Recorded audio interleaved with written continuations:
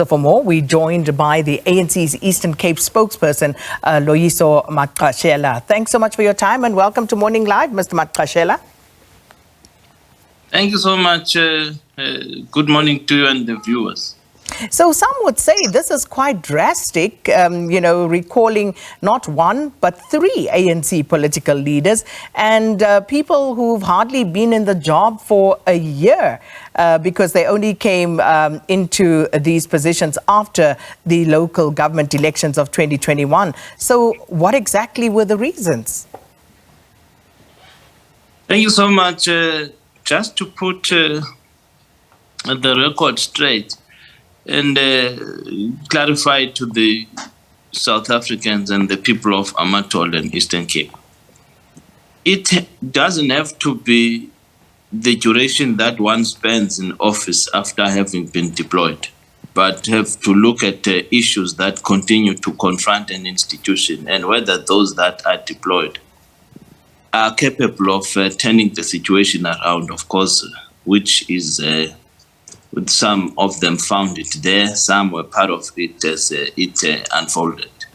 We have then looked at a number of issues. One of them is the one that you have already spoken about, to say there has been an impasse between the employers and the employees, a continued misunderstanding there, which then had a negative impact on the provision of services to the people. That's one. Number two, it has to be the issue of the employment of a municipal manager who is referred to not to be qualifying in terms of the requirements for the post, which the leadership was advised against, and they did not heed the call.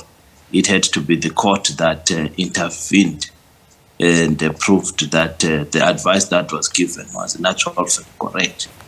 And the other thing was the continued unrest around issues of water provisioning in the entirety of Amathole, which as we speak around Butterworth, there seems to be a looming action there which seeks to deal with issues of water that is not available.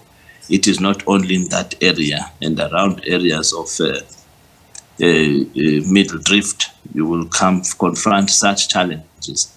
The one that we earlier spoke about on this SABC was the issue of the dragging of a councillor in there, which was very much untoward, and which we then thought after all these, the leadership we have there, the Troika, we felt we seem not to be working well with them. They seem not to be responsive on quite a number of issues that we have been engaging them on, in as far as trying to turn the situation around and have the municipality servicing the people of Amathole in general. So those are the matters that have led us to quickly take these decisions whilst it is still early, whilst we still have time to make changes that will really serve the people of Amathole. That's how far I can go. So on the issue of the municipal manager, Samu, they are saying that they demand a resolution with regard to the removal of the administrative head, the former municipal manager, Thandekile Mnyimba, whose appointment was, as you were touching on, declared illegal and set aside by the courts in June. Has this issue been resolved? And if not, why not?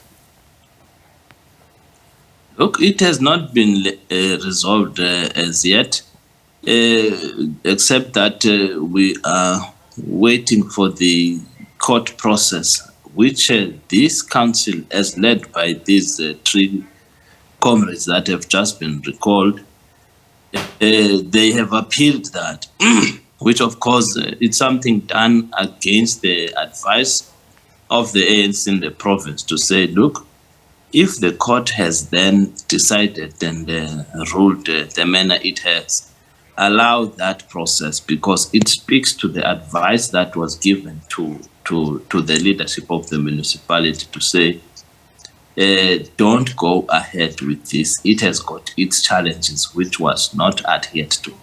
Now we have an acting municipal manager there, and the intentions is to immediately, once the new leadership has been sworn in, possibly by next week, which we believe it will be done, so all these challenges then will be put on the table and be addressed once and for all, because we want to make it clear there that all systems go and the people will really benefit out of the existence of that institution. So there seems to be quite a lot of instability here, because the Chief Financial Officer, Lucky Musala, is also replacing Nceba as the acting municipal manager. But we understand that apparently the provincial ANC wants Musala's acting appointment reversed. So explain to us the reasoning there, and just this wholesale instability that seems to be, engulfing the municipality at the moment. Look, we just, for now, I wouldn't speak on the Musala issue because it's new to me. But what I know is that he is acting. In actual fact, we wanted this institution to be closely monitored by COCTA so that everything else is looked into and has a blessing of the MEC there, which we requested way back that they must keep a close eye in that institution so that everything else gets to be done accordingly. Then the issue of the acting it's not an issue on the cards now because he is acting, and of course, once everything gets to be sorted out in terms of political leadership, we will then come back, look at every other issue and comb them out and make it a point that with the stability there, because we don't want to see an institution that is engulfed with lots of problems, which will, at the end of it all, compromise services to the people. So with regard to the replacements, who has the ANC then earmarked for deployment into those positions? So far, the leadership of the province is busy with such developments. They're consulting the entirety of the mass democratic movement, all the alliance partners and everybody else. We will then in due course announce who then will be the replacements. But as I'm saying, we're targeting that by Wednesday next week, everything else will be sorted, and we close the chapter. It's going to be interesting, and I'll tell you what, we'll keep an eye on those developments, because it's going to be interesting to see who the ANC now deploys into these positions. But this municipality, the Amathole District Municipality, is of course one that was in the news for various reasons, one of which was that it couldn't pay, the local municipalities couldn't pay salaries and asked employees to go and basically get food on credit from Pick n Pay. And then there was, of course, also that very controversial write-off of 1.2 billion rand in debt, and along with a long-standing list of problems within these local municipalities. So if we look at that, how much of that has been resolved, has been turned around, and did the ANC go and look deeper into the write-off of that 1.2 million rand debt? Yes, look, as I was saying earlier on, we have requested the MEC for local government, Comrade Ngat, to keep a close eye, and the task team was appointed of senior comrades to kind of get close and look at the municipality, how it can be rescued. Now, we then have to immediately appoint these new, deployees, put everything else on the table. We get the entirety of the report so that we kind of help those that we would have appointed next week to look at all the matters and run with them and make it a point that we address them quite soon, with the help, of course, of the provincial government. so that you do not left things hanging there for the longest period. And because it's not only those matters, there are other matters that continue to plague the municipality and hinder the service provisioning in that area.